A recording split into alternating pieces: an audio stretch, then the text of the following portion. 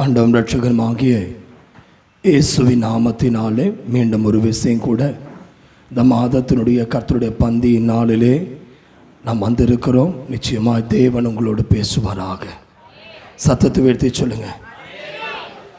இந்த நாளிலே ஆண்டவர் திரும்பவும் திரும்பவும் நமக்கு பயப்படுகிற ஆவியை தரவில்லை. ரோமர் 8:15 நாம் மீண்டும் திருப்பிக் கொள்ளலாம். அந்தபடி திரும்பவும் பயப்படுகிறதற்கு நீங்கள் அடிமைத்தனத்தின் ஆவியை பெறவில்லை, அப்பா பிதாவே என்று அழைக்கத்தக்க பத்திர சுவிகாரத்தின் ஆவியை பெற்றீர்கள். கைகளை உயர்த்திடாம சொல்லுங்க. பிரதர், உங்க வீடு உங்களை பயப்படுத்துவதில்லை. ஹலோ ஹலோ உங்க வேலை பயப்படுத்துவதில்லை. உங்கள் பிள்ளைகளுடைய படிப்பை குறித்து பயப்படுவதில்லை. திரும்பவும் ஆண்டவர் உங்களுக்கு பயம் அல்ல, ஆண்டவர் தைரியத்தின் ஆவியை தருகிறார். பிசாசை குறித்தொரு பயம், வியாதியை குறித்தொரு பயம், எதிர்காலத்தை குறித்தொரு பயம். இன்றைக்கு ஆண்டவர் உங்களை பார்த்து பேசுகிறார். கடந்த நாட்களிலே இந்த வாரம் ஆண்டவர்களோடு பேசுவதற்காக இந்த மாதத்தில் தேவ சமத்தில் ஜெபத்தோடு வந்திருக்கிற என் அன்பு பிள்ளையே, இன்றைக்கு ஆண்டவர் உன்னை பார்த்து பேசுகிறார். உனக்கு நான் பயத்தின் ஆவியை தரவில்லை. சார், அதே 16ஆம் வசனத்தை ரோமருக்கு எழுதின நிருபம் 8ஆம் அதிகாரம் 16ஆம் வசனத்தை சத்தம் எடுத்து வாசிங்கள். எல்லாம் சேர்ந்து வாசிப்போம். தம் தேவனுடைய பிள்ளைகளாய் இருக்கிறோம் என்று ஆவியானவர் தாமே நம்முடைய ஆவியுடனே கூட சாட்சி கொடுக்கிறார். சார், சாட்சி கொடுத்துட்டு இருக்கிறார் அவரு. சொல்லுங்க. உலகத்தின் ஆவி நீ பாவம் செஞ்சேன்னு சொல்லுது. உலகத்தின் மனிதனுடைய ஆவி நீ தப்பு செஞ்சேன்னு சொல்லுது. உலகத்தில் இருக்கிற உன் கூட இருக்கிற மனிதர்கள் நீ தவறானவன் என்று சொல்லுகிறார்கள். ஆமென். உன் மனசாட்சி உன்னை குற்றப்படுத்துகிறது. உன் மனம் கொடுக்கிற சாட்சி நீ பாவி. மனம் கொடுக்கிற சாட்சி நீ தவறினவன். மனம் கொடுக்கிற சாட்சி உன் குடும்பம் தேராது. ஆனா ஒரு ஆவியை கர்த்தர் தருகிறார். அது பிதாவினிடத்தில் இறங்கி வருகிறது. அது பிதாவினிடத்தில் இறங்கி வருகிறது. சாத்தான் உங்களை கொடுக்கிற சாட்சி அது தவறான சாட்சி. உங்கள் மனம் சொல்லுகிற சாட்சி அது தவறான சாட்சி. ஆனா ஆவியானவர் உங்களை குறித்து ஒரு சாட்சி வச்சிருக்கிறாரு. ஆமென். பிதாவின் ஆவியானவர் உன்னை தேவனுடைய பிள்ளைகள் ஆயிருக்கிறோம் என்று ஆவியானவர் நம்முடனே பேசிக்கொண்டு நம்முடைய ஆவியுடனே சாட்சி கொடுக்கிறாரா? ஆமென். இன்னைக்கு ஒருவேளை இந்த வசனத்தை கேட்டுக்கொள்கிற அருமையான தேவ பிள்ளையே, உங்க ஆவி உங்களுக்குள் இருக்கா? உங்களோட தேவன் ஆவியானவர் உங்களோடு பேசுறாரா? இன்னைக்கு அது யோசிச்சிருக்கீங்களா? யோசிச்சு பாருங்களேன். நல்லா கவனிங்க. மார்த்தாளுக்கு ஆசை, தன்னோடு கூட இருக்கிற சகோதரன் செத்து போயிருக்கிறானே அவன் எழும்பணும்னு. மரியாளுடைய ஆசை, தன் குடும்பத்தில் இருக்கிற நம்முடைய சகோதரன் அவன் மரித்து விட்டானே. இந்த 2 பேத்துக்குள்ள இருக்கிற அந்த ஒற்றுமையை பாருங்க. 2 பேருமே சகோதரனுக்காக தான் கேட்கிறாங்க. 2 பேருமே ஆசை என் சகோதரன் வரணும்னு. ஆனா மார்த்தாவுடைய ஆசை நல்லதுதான். ஆனா இயேசு பக்கத்துல வந்த உடனே அவன் நாறுவான் என்று சொன்னான். கரெக்டா நான் பேசுறது புரியுதா? நீங்க சில நேரத்தும் கணவன் பக்கத்துல நீ போகும்போது உன் கணவன் மேல ஒரு நாற்றம் அடிக்கிறது. உன் பிள்ளை கிட்ட வரும்போது அந்த பிள்ளை கிட்ட ஒரு நாற்றம் அடிக்கிறது. இப்போ சொல்றேன், மார்த்தாளுக்கு நாட்கள் 4 ஆயிற்று என்ற ஒரு கவலை. ஆனா அதே சமயத்தில் ஆண்டவர் அந்த கல்லை ஓபன் பண்ண விட மாட்டேங்கிறார். இயேசு பக்கத்துல வந்துட்டாரு, ஆனா மார்த்தாள் ஓபன் பண்ணவே விட மாட்டேங்கிறான். வேண்டாம், அவன் செத்துட்டான், அவனை எழுப்பணும்னு ஆசை இருக்கு, அவன் நாறுவாங்கிறான். பிரதர், உங்களுடைய பாஸ்டர் யார்ட்டையா சொன்னீங்கன்னா அது நாரும். கடந்து போன வாழ்க்கையில நிகழ்ந்த நிகழ்ச்சியை கொஞ்ச நேரம் சந்தோஷமா இருக்கிற நேரத்தில் பேசுங்க பார்க்கலாம். வாலிப பருவத்திலிருந்து இந்த முதிர் பருவம் வரைக்கும் உங்க வாழ்க்கையில நடந்தது இருக்கீங்களா? கொஞ்சம் கவனிங்களேன். உன் மனைவியோடு ஷேர் பண்ணும்போது உன் மனைவியுடைய இருதயம் மரியாளுடைய இருதயமா இருக்கிறதா, மார்த்தாளுடைய இருதயமா இருக்கா? என்ன கவனிங்க. என்ன கை உயர்த்தி விடாமன்னு சொல்லுங்க. உன் கணவனிடத்தில் நீ சொல்லும் பொழுது உன் அந்தரங்க வாழ்க்கையை நீ பேசாமல் மறைத்து வைத்திருக்கிறாய். உன் கணவனுடைய வாழ்க்கையில நீ சொல்லும் போது உன் அந்தரங்கமான அந்த காரியங்கள் உன் கணவனோடு மனம் திறந்து பேசணும் விருப்பம் இருக்கும். ஆனா உன் கணவன் அதை ஏற்றுக்கொள்வதற்கு இருதயம் உடையவரா? கொஞ்சம் யோசிச்சு பாருங்களேன். உன்னுடைய வாலிப பருவத்திலிருந்து இன்னைக்கு வரைக்கும் நடந்து போன பைபிள் தாவீது இப்படியாய் சொல்றது, என் நாட்கள் கதையை போல முடிஞ்சிருச்சான். எப்படி போயிடுச்சு பிரதர்? கவனிக்கிறீங்களா? எப்படி போச்சா? நேற்று கழிந்த கதையை போல போயிடுச்சு. உங்க கதைய உங்க சாருகிட்ட சொல்லும் போது நீ எழும்பணும்னு நினைக்கிற, நீ விழுந்த இடத்தை நீ காண்பித்து கொடுத்தீன்னா, இயேசு கேட்டாரு, உன் சகோதரன் எங்க அடக்கம் பண்ணி இருக்க அதை காட்டுன்னு தான் கேட்டாரு. நீ எங்க நீ அடக்கம் பண்ணி அந்த இடத்தை காட்டு, நீ மூடி வச்ச கல் இருக்குல்ல அந்த இடத்தை காட்டுன்னு தான் கேட்டார். இயேசுவுக்கு தெரியாதா கல்லறை எங்க இருக்குன்னு? பேசுங்களா. எழுப்புறவரு அவன் எங்க இருக்கான்னு தெரியாம போயிருமா? எழுப்புறவரு எங்க இருக்கான்னு தெரியாம இருப்பாரா? சொல்லுங்க ப்ளீஸ். என்னோட பேசுங்களேன், கூட டிராவல் பண்ணுங்க. எங்க கல்லறை எங்க இருக்குன்னு இயேசுவுக்கு தெரியாமையா மரியாள் வீட்டில் வந்து அழுகிற வீட்டை கதவை தட்டிட்டு உட்கார்ந்தாரு. இயேசு அந்த பெத்தானியாவுக்கு வரும்போது எங்க சத்தம் கேட்க ஆரம்பிச்சிருச்சு, ஒப்பாரி வைக்கிற சத்தம். எனக்கு ஞாபகம் இருக்குது, எம்ஜிஆர் செத்த போது மைக்கு போட்டு அழுத சத்தம் ஊரெல்லாம் சத்தமா இருந்தது. இந்திரா காந்தி இறந்த போது நான் இல்லை, ஆனால் எம்ஜிஆர் இறந்த போது நான் இருந்தேன். அந்த இன்னைக்கு யார் அப்படியெல்லாம் அழுகிறதுக்கு ஆட்கள் காணோம். அன்னைக்கு மைக்கு போட்டு அழுவாங்க, வீதி வீதியாக அழுவாங்க. ஐயோ போயிட்டாரே போயிட்டாருன்னு.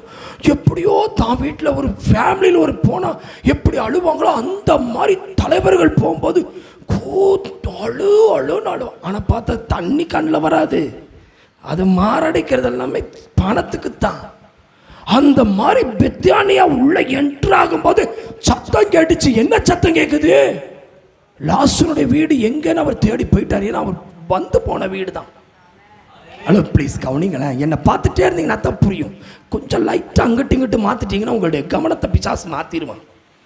என்ன கவனிச்சுட்டே வாங்க. அவன் உங்களோட பேசுகிறார்ல, மனுஷன் மூலமாக தானே பேசுவார். ஆண்டவர் வந்து இன்னும் செத்து போயிடும்ல. மோசைகிட்ட அப்படி தானே மக்கள் சொன்னாங்க, ஐயா நீங்கள் எங்கூட பேசுங்கய்யா, ஆண்டவர் டைரெக்டாக வந்து என்னால் பார்க்க முடியாது, முகத்துக்கு முக்காடை போட்டுரு, ஏன்னா உன் முகத்தையே என்னால் பார்க்க முடியல. ஆண்டவர் டைரெக்டாக வந்து என்னால் பார்க்க முடியும். கரெக்டாக ஆண்டவர் கேட்டால் டைரெக்டாக வந்து பார்க்க முடியாது, முகத்துக்குள்ளே மூடுன்னு சொல்கிறான் மோசையை பார்த்து.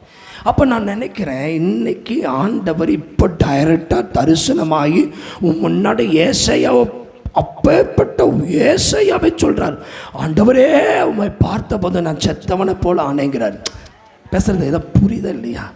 அப்போ நல்லா கவனிங்க. இது ஆண்டவர் சத்தம், ஆண்டவர் சத்தம்னு கேட்கும்போது ஆண்டவர் டைரெக்டாக வந்து உட்கார்ந்தா நம்ம நிற்க முடியுமா? முதல்ல நான் அதை யோசிச்சு பார்த்தேன். சரி நம்ம மேட்டருக்கு வரேனே. இப்போ கர்த்தர் பேசுகிறார், உங்களோட பேசுகிறார், உங்களோட பர்சனலாக தான் பேசணும்னு கேட்டிருக்கீங்க. பர்சனலாக உங்களோட பேச போகிறார். எப்படி நீ என்ன கேட்டீங்க? பர்சனலாக இயேசு எங்கூட பேசணும்னு கேட்டிங்களா? உங்களுடைய பர்சனலெல்லாம் இப்போ பேச போகிறார். உங்களுடைய பர்சனல் இப்போ ஓப்பன் ஆக போகுது. இப்போ நீங்கள் சுதாரிக்கக்கூடிய சில நேரங்கள் ஆண்டவர் தரப்போகிறார். ஒரு அலையிலே சொல்லுங்கள். எல்லா குழந்தைன்னு எல்லாருக்கும் ஒரு பர்சனல் இருக்கும். ஒரு அமைன்னு சொல்லுங்களேன். அது ஹிந்தியில் சொன்னால் கோப்னி பாத்தும்பாங்க, ரகசிய அறை. அந்த காலத்தில் ராஜேஷ்ன்னு சொல்லி ஒரு கதை ஆசிரியர் இருப்பான, கதை எழுது அந்த ஆள் பேர் ராஜேஷ்னு நினைக்கிறேன், என்னுடைய நினைவில். அவ்வளோதான். நான் என்ன சொல்கிறேன்னா, இப்போ உங்கள் கதையை இயேசு சொல்ல போகிறாரு. பக்கத்தில் கை கொடுத்து சொல்லுங்கள், உன் கதையை கேட்குறதுக்கு ஆசைப்படுறியான்னு கேளுங்களேன். சும்மா லெஃப்ட்டு ரைட்டு பிரதர் கையை கொடுங்க. உன் கதை கேட்குறியான்னு கேளு. அங்கே என்ன பார்த்து கேளுமா, உன் கதையை கேட்குறியான்னு கேட்டு பாருங்க. அல்லேலூயா. உங்களுக்கு ஒரு மாதிரி இருக்கீங்க பார்த்தீங்களா? எதையாவது சொல்லிட போகிறான்னு பயப்படுறீங்க பார்த்தீங்களா? பயப்படாதீங்க, கர்த்தர் உங்களோட நேசிக்கிறார். இப்போ நம்ம பல மருந்து லாசரு செய்தியை கேட்டிருக்கோம். அதில் ஒரு ரகசியத்தை ஆண்டவர் பேசுகிறார். பெத்தானியாவுக்கு ஆண்டவர் பல முறை வந்து போயிருக்கார். ஓகே, நல்லா கவனிங்க. பெத்தானியா வீட்டுக்கு சாப்பிடவும் அவர் தங்கி போயிருக்கிற வீடு. அந்த வீட்டில் ஒருத்தன் வியாதிப்பட்டுட்டான். நமக்கு நல்லா தெரியும். அதில் ஒரு அந்த சுச்சுவேஷன் அது வரைக்கும் தெரியும். அந்த வியாதிப்பட்ட போது இறந்துட்டாங்கிற தகவலும் அவருக்கு வந்துருச்சு. இறக்கிறதுக்கு முன்னாடி தகவல் வந்துருச்சு. வியாதி மேலே செத்துட்டாங்கிற வியாதி, அவன் செத்து போயிட்டான், நீ சிநேகிக்கிற லாசரு இறந்துட்டான்னு வந்தபோது இயேசு திரும்பி ஒரு நாள் லேட் பண்ணிட்டாங்கிறது போகிறார். அப்போ நல்லா கவனிங்க. நான் ஷார்ட்டாக உங்களுக்கு தெரிஞ்சதுனால அந்த சம்பவத்தை உங்களுக்கு ஞாபகப்படுத்தினேன். நம்மளும் இயேசு நம்ம வீட்டுக்கு வந்து போயிட்டா இருந்தார். ஹலோ, கவனிங்க. பல ராத்திரி ஜபத்தில் நம்ம ஒரு காலத்தில் இருந்தோம், வந்து போனார். பல நேரத்தில் பைபிளை கொஞ்சம் பிரச்சனை வரும்போது பைபிள் எடுத்துருவோம். சுற்றி போராட்டம் வந்துச்சுன்னா பைபிள் ஓப்பன் பண்ணிடுவோம். கரெக்டாக ஏதாவது காரியம் நடக்கணும் உடனே ஓப்பன் பண்ணிடுவோம். ஆண்டவர் தெரியும் வருவான், என் பைபிளை எடுப்பான்னு தெரியும் ஆண்டவர். அப்போ சின்ன போராட்டம் வச்சு பைபிளை தூக்கி ஆண்டவரே ஆண்டவரே ஆண்டவரே ஏதாவது தாங்க தாங்க தாங்க தாங்க தாங்க தாங்க தாங்க. தெரிஞ்சதே சங்கீதம் தான். அதை பரட்டி பரட்டி பரட்டி நான் அப்போஸ்தலன் போக மாட்டோம், இந்த பக்கம் வெளிப்படுத்தல் போவோம், இந்த பக்கம் வெளிப்படுத்தல் போக மாட்டோம், இந்த பக்கம் தானியேல் இதெல்லாம் போக மாட்டேன், இதெல்லாம் புரியாது. சரி, தெரிஞ்சது சங்கீதம் மட்டும்தான், அதை மட்டும் வாசிப்போம். இந்த கூடி போன நீதிமொழிகள் தொட மாட்டோம். அதையும் தாண்டி பிரசங்கி ஐயோ ரொம்பவே தொட மாட்டோம். ஏன்னா அதெல்லாம் புத்தி சொல்லுது, அது ஆகாது. நம்ம எல்லாம் செய்கிறதெல்லாம் சொல்லி இருக்கிறது, அது ஆகாது. சங்கீதம் சோத்திரம் சோத்திரம் சோத்திரம் என்னமோ பேசுகிறாரு ஆண்டவர், பேசுகிறாரு. ஏதோ அவசரத்துக்கு எடுக்கிற அந்த சீக்கிரம் ரெமடி. அல்லேலூயா.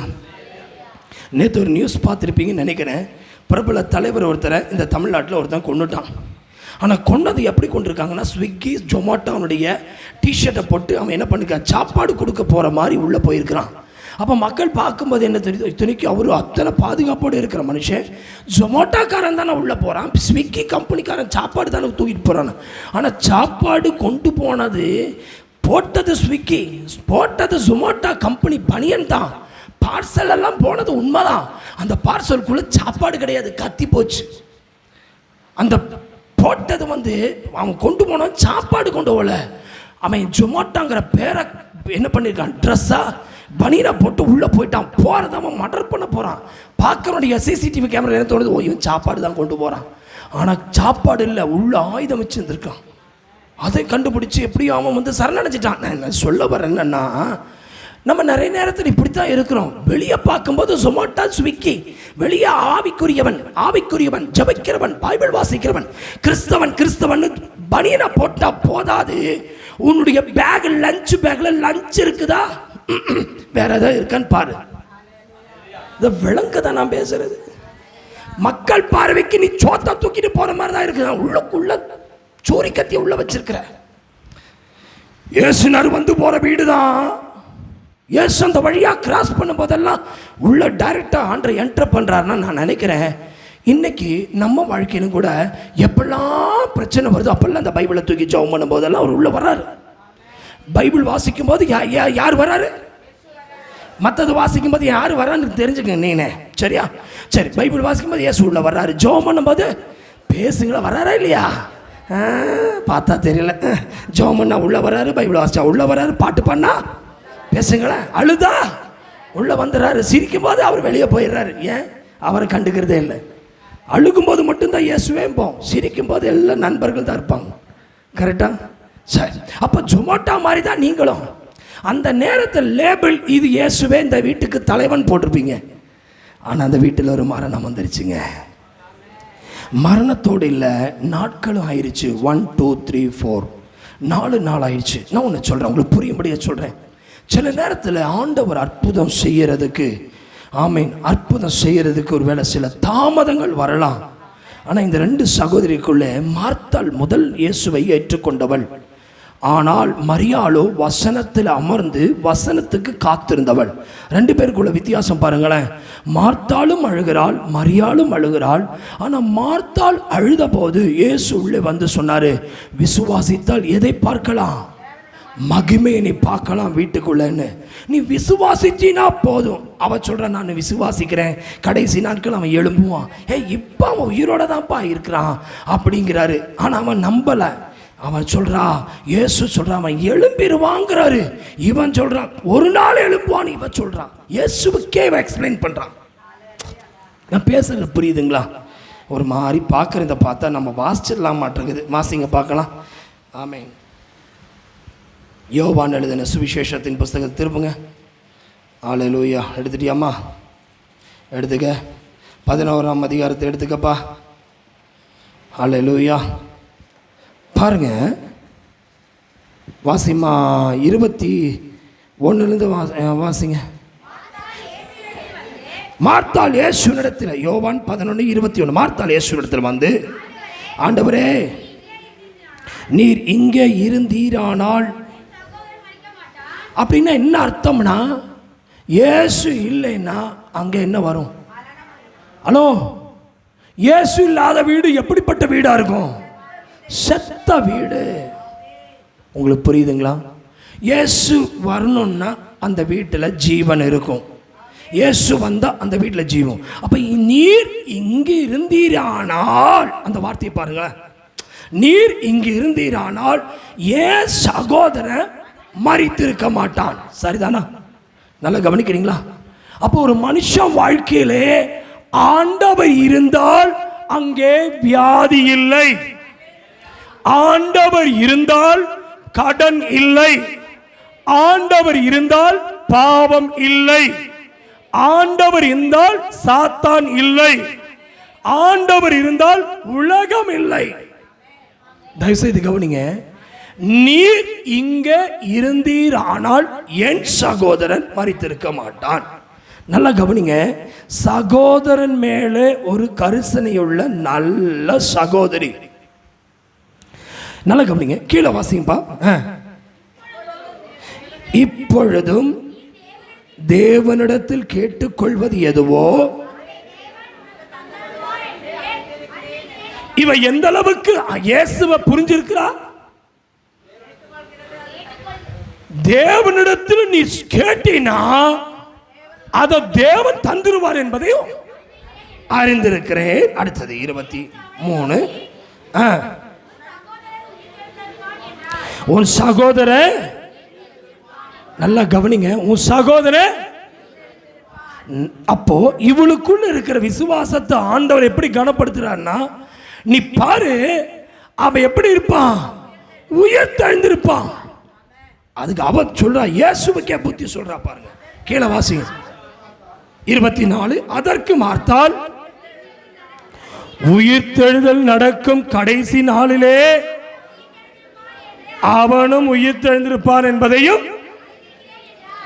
இன்னைக்கு கொஞ்சம் கவனிங்களேன். ரொம்ப வண்டி ஓட்ட தெரிஞ்சவன் தான் போய் ஆக்சிடென்ட் பண்ணுவான், பார்த்துருக்கீங்களா? ரொம்ப படித்தவன் தான் பைத்தியமாக சுற்றிட்டு கிடப்பான், பார்த்துருக்கீங்களா? உங்ககிட்ட தான் பேசிட்டு இருக்கிறேன். ரொம்ப பணமுள்ளவன் தான் வேலை இல்லாமல் சுற்றிட்டு இருப்பான். ரொம்ப வசதி உள்ள வீட்டில் தான் படிப்பே வராது, பார்த்துருக்கீங்களா? ரொம்ப படித்து நிறைய சர்டிஃபிகேட் வச்சுருப்பான், வேலையே இருக்காது. யாரோ சொன்ன மாதிரி படித்தவனுக்கு ஒரு வேலை, படிக்காதவனுக்கு 1000 வேலை. இது யார் கண்டுபிடிச்சான்னு தெரில. ஏதாவது புரியுதான் பேசுறது? இவன் ரொம்ப அறிஞ்சிருக்கிறா. முதல்ல என்ன சொல்றா? இயேசுவே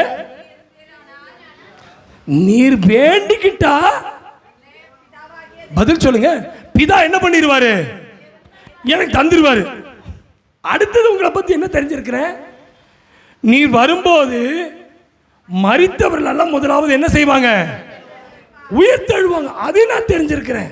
அப்பதான் இயேசு சொல்றாரு 25. இயேசு அவளை நோக்கி, நான் தான் உயிர் தெழுதலும் ஜீவனுமா இருக்கிறேன். கை உயர்த்தி சொல்லுங்க, என்ன விசுவாசிக்கிறவன். எல்லாம் சத்தமா சொல்லுங்க, என்ன விசுவாசிக்கிறவன் மரித்தாலும். சத்தமா சொல்லுங்க, மரித்தாலும். அவன் வீட்டில் இல்லை, இன்னைக்கு இறந்துட்டான். ஆனா என்ன நீ விசுவாசிச்சிட்டின்னா உன் சகோதரன் பிழைப்பான், உன் மனைவி பிழைப்பாள். சொல்லுங்க, உன் கணவன் பிழைப்பான்.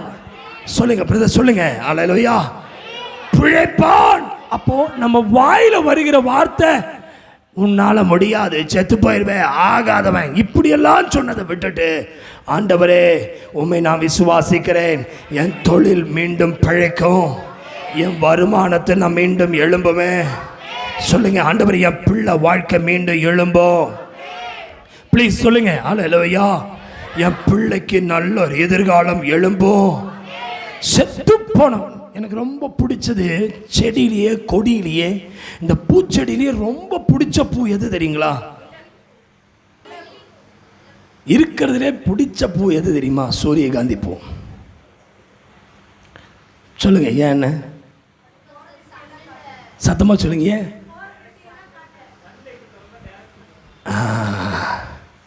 அது அமைதியா வாடித்தான் இருக்கும், ஆனால் சூரியன் வர வர சொல்ல அப்படியே மெதுவா எழும்பி அப்படியே மலர்ந்து சிரிக்கும் பாருங்களேன்.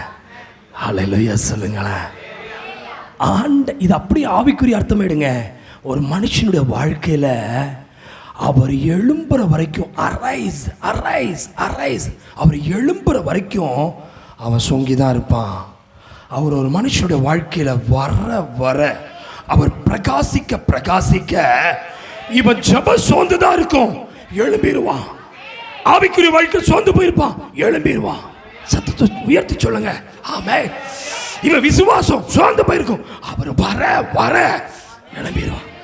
நீங்களே பாருங்க, சர்ச்சுக்குள்ள வரும்போது சோதனை ஆண்டவரே, சோதனை ஆண்டவரே, சோசராம் சோசராம், இப்படி தான் சொல்லியிருப்பீங்க. இப்போ பாருங்க, உங்க முகத்தை பாருங்களேன், சத்தத்தை உயர்த்தி சொல்லுங்களேன். சூரியன் வர வர அது எழும்ப எழும்ப படுத்திருந்த அந்த சூரிய காந்தி அதுக்கு நேம் என்ன போட்டாங்க? அது சன் கிடையாது, அது இன்னொரு பிரகாசத்தை எதிர்பார்க்குது. ஆனால் அந்த பார்த்த உடனே சன் பிளஸ் ஃப்ளவர், அந்த சன்னை பார்த்த உடனே இந்த ஃப்ளவர் அப்படியே தன்னுடைய பிரகாசத்தை காண்பிக்குதான். சார், உன் வாழ்க்கை சூரிய காந்தி அப்படின்னு அதனுடைய பிரகாசம் வருவதனுடைய காரணம், சூரியனை பார்க்க வரைக்கும் அது சோர்ந்து தான் இருக்கும், சூரியனை பார்க்கும் வரைக்கும் அது தளர்ந்து இருக்கும், அந்த சூரியனை பார்க்கும் வரைக்கும் அப்படியே ஒரு மாதிரி டல்லா இருக்கும். இன்னைக்கு சொல்லட்டுமா, அவர் வருகிறார், அவர் வருகிறார், அவன் உன் குடும்பத்தில் அவர் வந்துட்டாருன்னா, அவர் எழும்பிட்டாருன்னா, ஒரு அல்லேலூயா சொல்லுங்களேன். அவர் உள்ளே வந்துட்டாருன்னா, மரித்தவனா இருக்கலாம், அவன் ஆவியில எழும்ப முடியாதபடி ஜெபத்தில் மரித்தவனாய், ஆராதனை மரித்தவனாய், துதிக்கும் போது மரித்தவனை போல அவன் இருந்தாலும் அவர் உள்ளே வரும்போது எப்படி அந்த சூரியன், அந்த சூரிய காந்தி ஃப்ளவரை, அந்த சந்திரன், சூரியன் பார்த்த உடனே அந்த சூரிய காந்தி தன்னுடைய காந்தியை வெளிப்படுத்துவதை போல நீங்க அப்பா உங்களுக்கு சொல்றாரு. எல்லாம் கவனமா கேட்குறீங்களா? இந்த மாசத்துல, இந்த ஜூலை மாதத்தில் உன் வாழ்க்கையில் உன் பிஸ்னஸ் சொங்கி சோர்ந்து தளர்ந்து போய், உன் குடும்ப வாழ்க்கை தளர்ந்து போய், உன் படிப்பு தளர்ந்து போய், வருமானம் தளர்ந்து போய், ஹலோ என்ன பாரு, அந்த சூரியனை பார்க்க பார்க்க அந்த சூரிய காந்தி நிமிர்ந்து நிற்பதை போல, இன்னைக்கு அதை பார்த்து மலர்வதை போல, ஆமென். இன்னைக்கு ஒரு வேளை உன் வாழ்க்கையில் எந்த இடத்துலெல்லாம் அப்படியே டல்லா இருக்கியோ, இப்போ ஆவியில நீ எழும்ப போற. சொல்ல, உன் ஆவியில வளர போற, உன் ஜெப வாழ்க்கையில வளர போற. பிரதர் சோத்திரம் சொல்லு. நீ எந்த இடத்துல சன்லைட் இல்லாம இருக்கியோ, இப்ப சன்லைட், அது சன்லைட். நல்ல கைகளை தட்டி தேவனை வரவேற்போமா, வரவேற்போமா. மகிமையானவரே, மகிமையானவரே, மகிமையானவரே, மகிமையானவரே. Fire, fire, fire. ஹல்லேலூயா. எனக்கு ரொம்ப டச் பண்ண வார்த்தை அது. எல்லாருக்கும் தெரியும், நம்ம செத்து போன ஒரு குடும்பமாக தான் வாழ்ந்துட்டு இருக்கிறோம். இன்னைக்கு எத்தனை பேர் சொல்ல போறீங்க, ஆண்டவரே நான் உங்களை விசுவாசிக்கிறேன், நான் பிழைக்க போறேன். மரித்தாலும் பிழைப்பானா? பைபிள் சொல்லுகிறது. அந்த வசனத்தை பாருங்க, பிழைப்பான் என்ற உடனே ஆமென் சோத்திரம். அடுத்தது 26ஆம் வசனம், உயிரோடு என்னை விசுவாசிக்கிறன் எவனும் என்றென்றைக்கும் அறியாமலும் இருப்பான், இதை விசுவாசிக்கிறாயா என்றார். அல்லேலூயா. 2 பேருக்குள்ள செய்தியை நான் உங்களோட பேச போறேன் இன்னைக்கு. எப்படிங்க? ஜபத்தில் சோர்ந்து போனவன், விசுவாசத்தை விட்டவன், பரிசுத்தத்தை விட்டவன், ஆவியை இழந்தவன், தேவ கிருபையை இழந்தவன், தேவ மகிமையை இழந்தவன். ஹலோ, இருக்கீங்களா? நான் பேசுறத புரியுதா? ஓரளவுக்கு புதுசாக வந்தவங்களுக்கு எக்ஸ்ட்ரா சொல்ல வேண்டியதாக இருக்குது, அதனால் உங்களுக்கு புரியுதான்னு தெரில. ஆமென். சவுல் அபிஷேகத்தை இழந்துட்டான், தாவீது அபிஷேகத்தை நிற்கிறான். 2 பேருக்குள்ள வித்தியாசம். சவுல் தோற்று போனவனாய் இருக்கிறான், தாவீது நிலைத்திருக்கிறவனாய் எதிர்த்து நிற்கக்கூடியவனாய் கர்த்தர் வைக்கிறார். இன்றைக்கு நான் சொல்கிறேன், உங்கள் வாழ்க்கையில் ஒரு சில வேலை உங்கள் வாழ்க்கை, ஐயா ஜபத்தை நான் சரியாக தான் இருக்கேன், வேத வாசிப்பு நான் சரியாக தான் இருக்கேன். அப்போ ஆண்டவர் சொல்கிறாரு, நீ மறியாமல் இருப்பா, உன் ஜபத்தில் இன்னும் நீ எப்படி இருப்ப? ஊக்கமாக இருப்பேங்கிறாரு. நல்லா கவனிக்கிறீங்களா? நல்லா கவனிங்க. ஐயா நான் சொல்கிறேன், என்னை பார்த்தா வாட்ட சாட்டமாக தான் இருக்கிறேன், கரெக்டாக பார்த்தா அப்படி தானே தெரியறேன் சார். இப்போது எனக்கு யாராவது குளுக்கோஸ் போட சொன்னால் நீங்கள் ஏற்றுக்குவீங்களா? சொல்லுங்களேன். இப்போ டாக்டர்கிட்ட போகணுமா ஐயா, எனக்கு என்னை பார்த்தா அப்படி தான் தெரியுது, போக வச்சிருவீங்களாட்டு. கொஞ்சம் கவனிங்களேன். ஆமாம், டாக்டர்கிட்ட தம்பி, டாக்டர்கிட்ட போய் இப்போ அம்மா என்னை கூட்டிகிட்டு போய், எங்கள் டாக்டர் எங்கள் ஹஸ்பண்டு கொஞ்சம் ரொம்ப வீக்காக இருக்கிறார், பார்த்தாவே தெரியுது, ரொம்ப டல்லாக இருக்கார், பார்த்தாவே தெரியுதா இல்லை? ஆமாம், என்னய்யா வீக்கமாக இருக்க? என்னை பார்த்து, சார் கொஞ்சம் ஒரு இம்யூனிட்டி பவர் ரொம்ப குறைவாக இருக்குது சார், அவருக்கு பிளட்டு பிளேட்லெட்டு 11 12 இல்லை சார், ஒரு 3 4 தான் இருக்க மாட்டேங்குது, ரொம்ப அனிமிக்காக இருக்கிறாரு அப்படி இந்த அம்மா சொல்லுவாங்களாம். இல்லை அப்படியே சொன்னால் டாக்டர்கிட்ட போனதுக்கப்புறம் எனக்கு குளுக்கோஸ் ஏற்றுற மாதிரி இருக்கேன். அட சொல்லுங்களேன். ஆமாம், அதே இன்னொரு சரீரம் இருக்குது, பார்த்தாவே தெரியுது, இன்னொரு அனிமிக்காக இருக்காங்கன்னு, கிட்டினஸ்ஸாக இருக்குது, உடம்பெல்லாம் தளர்ந்து அப்படி ஒரு மாதிரி இருக்கிறான். அவனுக்கு கொண்டு போன டாக்டர் சொல்லுவாங்க, ஆமீன், ஒரு காய்ச்சல் வந்த உடனே எதுக்கு போய் குளுக்கோஸ் போடுறாங்க தெரியுமா? ஜஸ்ட் ஒரு ஃபீவர், டைஃபாய்டோ மலேரியாவோ இந்த மாதிரி ஏதாவது கிருமிகளால் பாதிக்கப்படுகிற அந்த காய்ச்சலுக்கு ஒன்றும் வேண்டாம், டைரியா ஆச்சுனாவே அதுக்கே குளுக்கோஸ். ஏன் தெரியுமா? இது ORS குடிக்க சொல்லி தண்ணியில் நல்லா உப்பு கலந்து ஜூஸை போட்டு குடித்தது இல்லையோ, ஒரு மாதிரி பார்க்குறது. எலும்பச்சம்பழத்தை சர்க்கரையெல்லாம் போட்டு கொஞ்சம் சர்க்கரை தண்ணியை குடித்தோம், கொஞ்சம் என்ன ஆகுமா? சொல்லுப்பா, ஒரு மாதிரி உட்காந்துருக்கேன். யாருக்கு டைரியா ஆனது இல்லையா என்ன? ஆகுனா தெரியும். அப்போ என்னாங்க போச்சுன்னா, ஒரு 5 தடவை போச்சுனாவே சோத்துறான், கரெக்டாக. அப்போ உடம்பு வீக் ஆகும்போது, நல்லா கவனிக்கிறீங்களா? சரீரம் வீக் ஆகிறவனுக்கு தான் இதெல்லாமே ORS குளுக்கோஸ் எல்லாமே அவங்க என்ன செய்கிறாங்க, குளுக்கோடி எல்லாம் கொடுக்குறாங்க. ஆனால் சரீரம் சுகமுள்ளவனுக்கு அதெல்லாம் தேவையில்லையா? அதான் பைபிள் சொல்லுகிறது, செத்தவனும் பிழைப்பான், உயிருள்ளவன் மறியாமல் இருப்பானா. ஹல்லேலூயா. ஆவிக்குரிய வாழ்க்கையில் ஜபம் செத்து கிடக்கு, வேத வாசிப்பு செத்து கிடக்குது.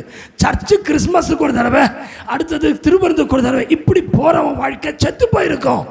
ஆனால் அவனையும் பிழைக்க வைப்பேன். அடுத்தது விசுவாசத்தோடு இருக்கிறவனும் பிழைப்பான், அவன் மறியாதிருப்பான். ஹல்லேலூயா.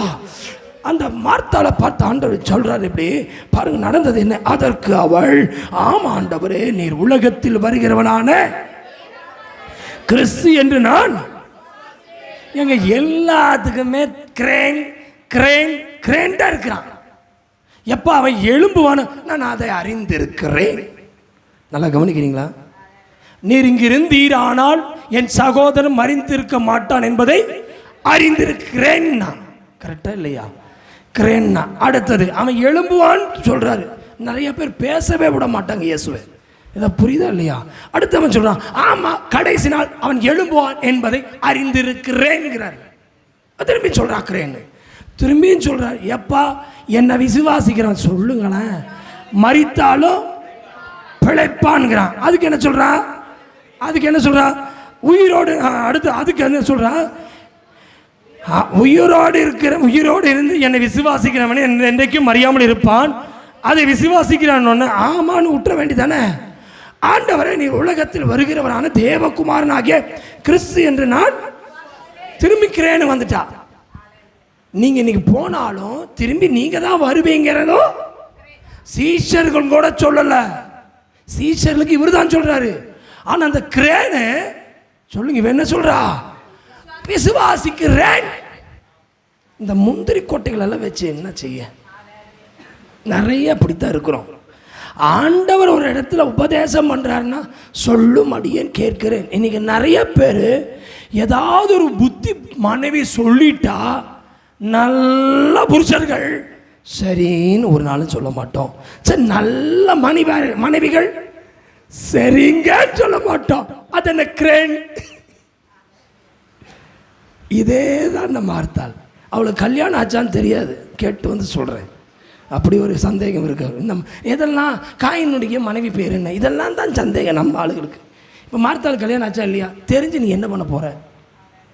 இப்போ கேள்விப்பார், மார்த்தாள் கல்யாணம் ஆச்சா இல்லையா? அதெல்லாம் கல்யாணம் ஆச்சோ கல்யாணம் ஆகலையோ அது மேட்டரே கிடையாது. அவளை குறித்து ஆண்டவர் திருஷ்டாந்தமாக எழுதி வச்சிருக்கிறார்.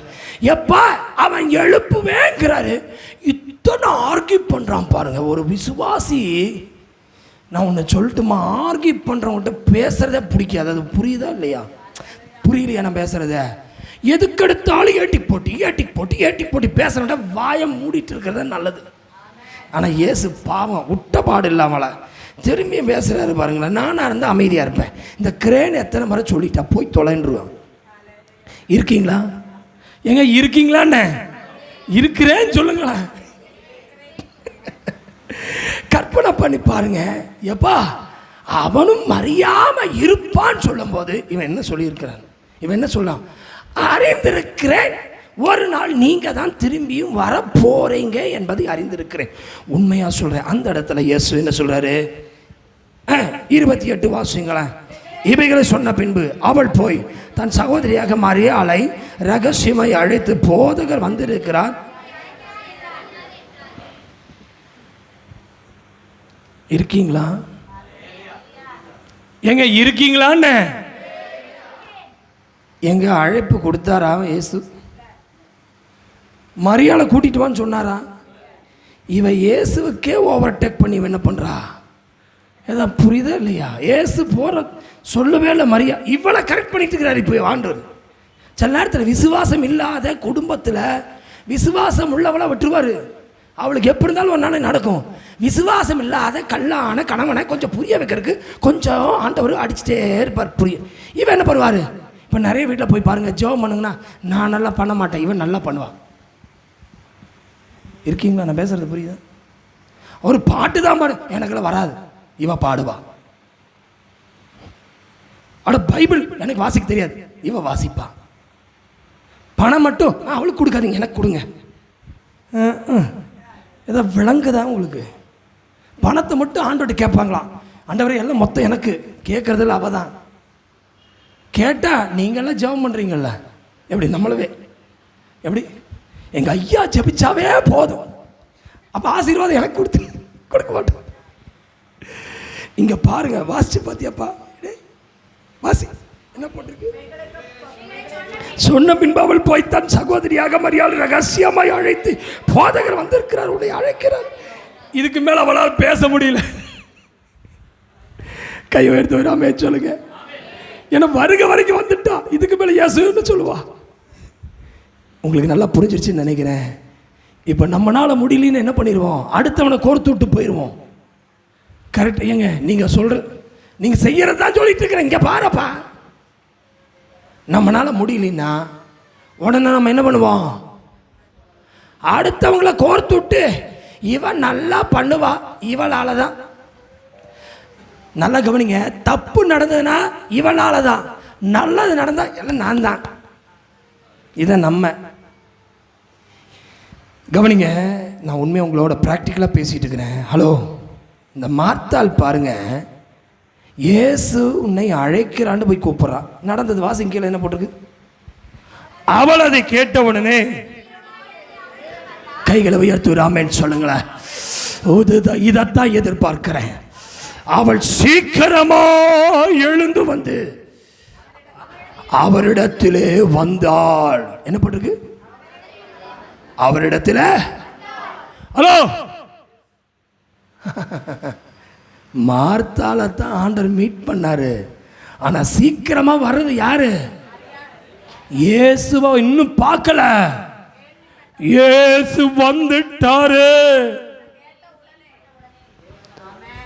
நம்ம வீட்டுக்கு நம்ம ஊருக்கு இயேசு வந்துட்டாரு. இருக்கியா? கவனிக்கிறியா? வந்துட்டான்னு கேட்ட உடனே சீக்கிரமா எழுந்து அவரிடத்திலே வந்தால் சத்தமா, இயேசு இன்னும் கிராமத்துக்குள் வராமல். ஹலோ, ஏதோ புரியுதா உங்களுக்கு பிரதர்? புரியுதான்னு கேட்டேன். மார்த்தாள் வந்து இயேசுவை ஊருக்குள்ளேயே இன்னும் அனுமதிக்கல, எல்லையில நிக்க வச்சு பேசிட்டு இருக்கிறா. போதும், எல்லையில நின்னது. சீக்கிரமா எழுந்து என்னிடத்துக்கு வாராம், எங்கிட்ட வாங்காண்டவரே, எங்கிட்ட வாங்காண்டவரே. மார்த்தாள் எல்லையிலேயே நிற்க வச்சுட்டா. இத்தனை கேள்வி பதில் எல்லாம் வீட்டில் நடக்கல, அவ வீதியிலும் இல்லை, ஒவ்வொரு வாசல்லையே நிற்க வச்சுட்டா. இன்னைக்கு எத்தனை பேர் ரெடியா இருக்கீங்க? ஆண்டவர்களோடு சாட்சி சொல்ல பிதாவாகிய தேவன் பரிசுத்த ஆவியானவர் உங்க ஆவியில அனுப்பும்போது, உங்க ஆவிக்கு அனுப்பும்போது, உங்க ஆவி, உங்களுக்குள்ள இருக்கிற ஆவி, கர்த்தருடைய ஆவியானவர் உங்க ஆவியோடு சாட்சி சொல்ல வரும்போது அவரை ஊர் வாசலே நிக்க வச்சிடாதீங்க. நீங்க யாருன்னு சொல்றதுக்காக இயேசு அந்த ஊருக்கு வராரு. ஒரு ஆமென் சொல்லு. பெத்தானியாவுக்கு இயேசு வந்து போறவராயிற்றே. இவர் இயேசுவை போட்டுக்க பாருங்க, வாசிங்க. அந்த 11ஆம் அதிகாரம், அது மேலே வாசிங்க. 2ஆம் வசனத்தை 4ஆம் வசனத்தை வாசிங்க. 3லேருந்து வாசிங்க. அப்பொழுது அவருடைய சகோதரிகள் ஆண்டவரே என்று சொல்ல அவரிடத்திற்கு ஆள் அனுப்பினார்கள். கேட்டபோது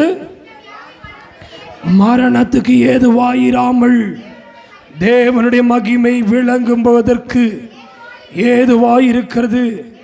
தேவனுடைய குமாரனும் அதனால் மகிமைப்படுவார். 5 இயேசு மார்த்தாளிடத்திலும் அவருடைய சகோதரனிடத்திலும் லாசரிடத்திலும் அன்பாயிருந்தார். அவர் வியாதியாயிருக்கிறதாக அவர் கேள்விப்பட்ட போது தாம் இருந்த இடத்துல பின்னம். ஹல்லேலூயா. நல்லா கவனிங்க. இயேசு சிநேகிக்கிறார் என்பதை அறிந்து இயேசுவை சிநேகித்த லாசருவை ஆண்டவர் உடனே எழுப்பங்க போகல. 11ஆம் வசனத்தை பாருங்க. இவைகளை அவர் சொல்லிய பின்பு நம்முடைய சிநேகிதனாகிய லாசரு நித்திரை அடைந்திருக்கிறான், நான் அவனை எழுப்ப போகிறேன். அதற்கு அவருடைய சீஷர்கள் ஆண்டவரே நித்திரை அடைந்தால் சுகமாவான் என்றார்கள். இயேசுவானவர் அவனுடைய மரணத்தை குறித்து அப்படி சொன்னார். அவர்களும் நித்திரை செய்து இளைப்பாறுகிறதை குறித்து சொன்னார் என்று நினைத்தார்கள். 14 அப்பொழுது இயேசு அவர்களை நோக்கி லாசு மரித்து போனான் என்று வெளிப்படையாய் சொல்லி, நான் அங்கே இராததினால் நீங்கள் விசுவாசம் உள்ளவர்களாகிறதற்கு ஏது உண்டென்று உங்கள் நிமித்தம் சந்தோஷப்படுகிறேன். அப்பொழுது அவனிடத்திற்கு போவோம் வாருங்கள் என்றார். அல்லேலூயா, அல்லேலூயா. நல்லா கவனிங்க. 11ஆம் வசனத்தில் பாருங்க, நான் அவனை எழுப்ப போகிறேன். நல்லா கவனிங்க. இயேசு மார்த்தாளுடைய மரியாளுடைய விசுவாசத்திற்காக தான் தாமதமாக இருந்தார். கவனிக்கிறீங்க? அந்த அர்த்தம் புரியுதா? பலமுறை நீங்கள் அந்த சம்பவத்தை வாசிச்சிருப்பீங்க. அதில் ஒரு ரகசியத்தை ஆண்டவர் கொடுக்குறாரு. சில நேரத்தில் உடனே அற்புதம் நடக்காது, வியாதி உடனே குணமடையாது, பணம் உடனே கிடைக்காது. நீங்கள் ஜெபிச்சு நாள் பட ஜெபமாக இருக்கலாம், வீடு உடனே கட்ட முடியாது, உடனே உங்களுடைய தேவைகள் சந்திக்கப்பட்டிருக்காது. ஆனால் பைபிள் சொல்லுகிறது, லாசரு உம்மை சிநேகிக்கிறான், நீ சிநேகிக்கிற லாசரு, அப்படிதானே போட்டிருக்கு. நீர் சிநேகிக்கிறவன் வியாதியாயிருக்கிறான். 3ஆம் வசனம் என்ன போட்டிருக்கு? நீ சிநேகிக்கிறவன் வியாதியாயிருக்கிறான். கைகளை உயர்த்துகிறான் சொல்லுங்க. பிரதர்ஸ் சிஸ்டர்ஸ், ஆண்டவரை சிநேகிக்கிறவனுக்கு வியாதி வந்தாலும் ஆண்டவருக்கு தெரியும், நான் எழுப்ப போகிறேன். இது யாருக்கும் அந்த செய்தி வருதுன்னு நான் நம்புறேன். உன் வீட்டில் உள்ள ஒரு குடும்பத்தை எழுப்ப நான் வரப்போகிறேன். உன் குடும்பத்தை நான் எழுப்ப வரப்போகிறேன். ஆண்டவர் சிநேகிக்கிற ஒரு வீட்டில் ஒருத்தர் இருந்தான்னா அந்த வீட்டுக்கு இயேசு வருவாரு. தம்பி, உன்னை ஆண்டவர் சிநேகித்தார்னா உன்னை எழுப்ப ஆண்டவர் உன் குடும்பத்துக்காக வருவாரு. உன் வீட்டை சந்திக்க வருவாரு. உன் வீட்டில் உள்ளவன் அவரை சிநேகிக்கல. சகோதரி சொல்றா, நீர் சிநேகிக்கிற லாசரு. எத்தனை பேர் ஆயத்தமா இருக்கீங்க? இன்னைக்கு ஆண்டவர் என்னோட பேசுறாரு, என்னோட பேசுறாரு, என்னோட பேசுறாரு. நான் சிநேகிக்கிற இயேசு அல்ல, இயேசு ஒரு மனிதனை சிநேகிக்கிறார். என்ன வார்த்தைங்க! இன்னைக்கு ஒரு வேலை உங்கள் இருதயத்தில், ஒரு வேலை. ஹலோ ஹலோ, ஆண்டவர் ஒருத்தரை சிநேகிக்கணும்னா எந்த அளவுக்கு அவன் இருந்திருப்பான். உங்க மனைவியை நீங்க எவ்வளவு சிநேகிக்கிற, உன் பிள்ளைய நீ எவ்வளவு சிநேகிக்கிற. நல்லா கவனிங்க. எந்த பிள்ளை மேல அதிக சிநேகங்கிறது உங்களுக்கு தெரியும். இருதயத்தின் ஆழத்திலிருந்து சொல்லுங்க பார்க்கலாம், யார் மேல அதிக சிநேகம் வரும்? பேசுங்க.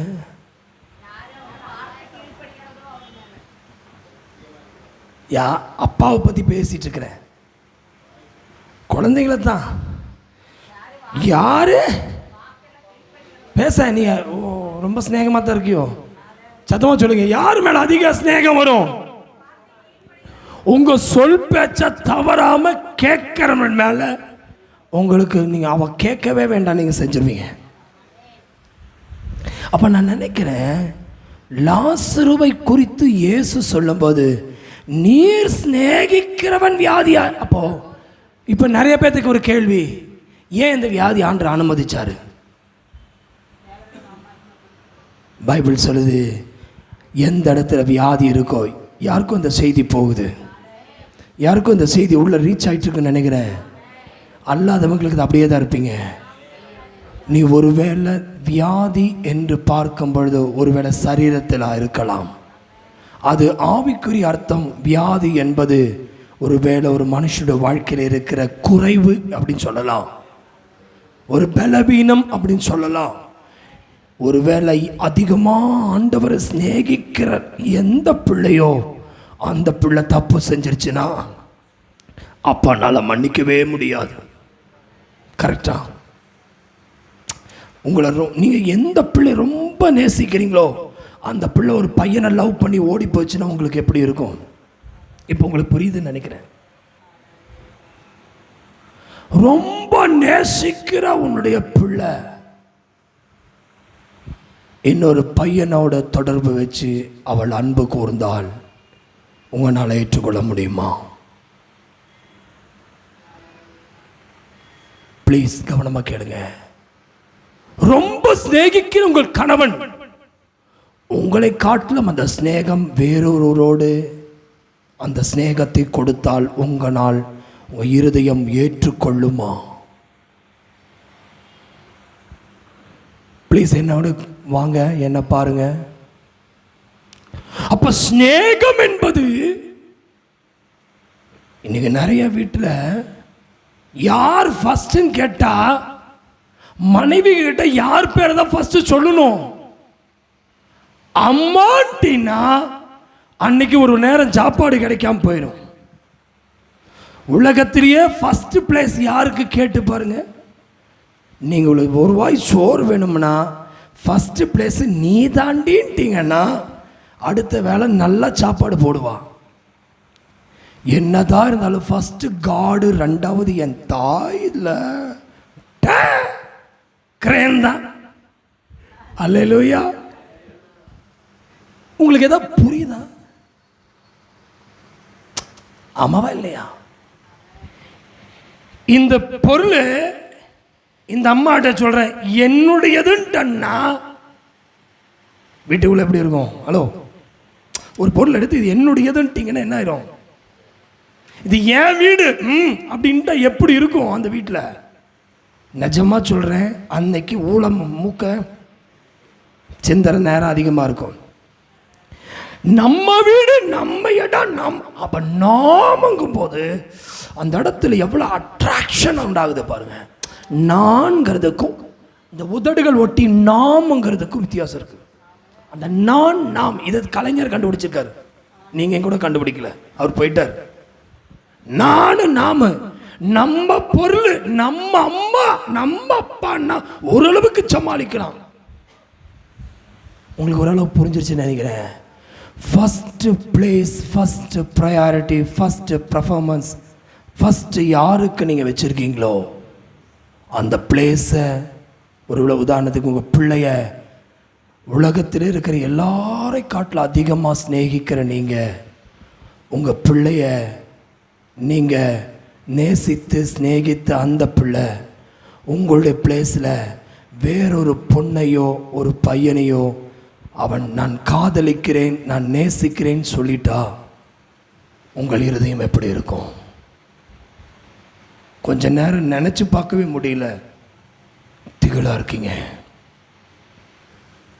நிறைய அப்பா அம்மா இன்னுமே மென்டலாக இருக்காங்க. என்னுடைய பிளேஸில் இன்னொருத்தரை வச்சு பார்த்துட்டா உன்னால் தாங்கவே முடியாது. ஹலோ, இயேசுவுக்கு போய் எப்படி இன்ஃபார்ம் பண்றான்னா என்ன சொல்றான்? சத்தமா அப்படின்னா இயேசு யாரை சிநேகிக்கிறானோ அவள் சுகமா இருக்கணும் தான் அவன் நம்புறான்.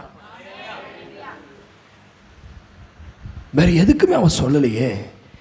நீ சிநேகிக்கிறவன் வியாதியா இருக்கிறான். எத்தனை பேர் ரெடியா இருக்கீங்க? நீ சிநேகிக்கிறவன் வியாதியா இருக்கிறான். அவளால் ஏற்றுக்கொள்ளவே முடியல. இன்னைக்கு ஒரு வேளை உன் மனதில் பாரத்தோடு நீ வந்திருப்பீங்க. உலக சிநேகம் உங்களுக்குள் இருந்தால் ஆண்டவர் வைத்திருக்கிற இடத்தை நீ உலகத்துக்கு கொடுத்துட்டீன்னா அவர் உன்னை எவ்வளவா சிநேகிக்கிறார். இன்னைக்கு வியாதிப்பட்டிருப்பதை கண்டவுடனே மார்த்தால் இன்ஃபார்ம் பண்ணக்கூடிய இடம் மருத்துவர்கிட்ட அல்ல. சத்தமா சொல்லுங்க, யார்கிட்ட போய் இன்ஃபார்ம் பண்றான்? இன்னைக்கு நான் சொல்றேன், உன் கணவன் விழுந்தால் அவனை எழுப்ப ஒருவர் வரணும்னா நீ இன்னொரு இடத்துல சொல்லாத. உன் புருஷனை எழுப்பறக்கு ஒரே ஒருத்தர் தான் இருக்கிறாரு, அவர் மட்டும் தான். உன் மனைவியை எழுப்ப வேறொருத்தர் இருக்க நினைக்காத. இயேசு மட்டும் தான். நீ சிநேகிக்கிற உன் சகோதரன், நீ சிநேகிக்கிறவன் வியாதியா இருக்கிறான். எத்தனை பேர் சொல்ல போறீங்க?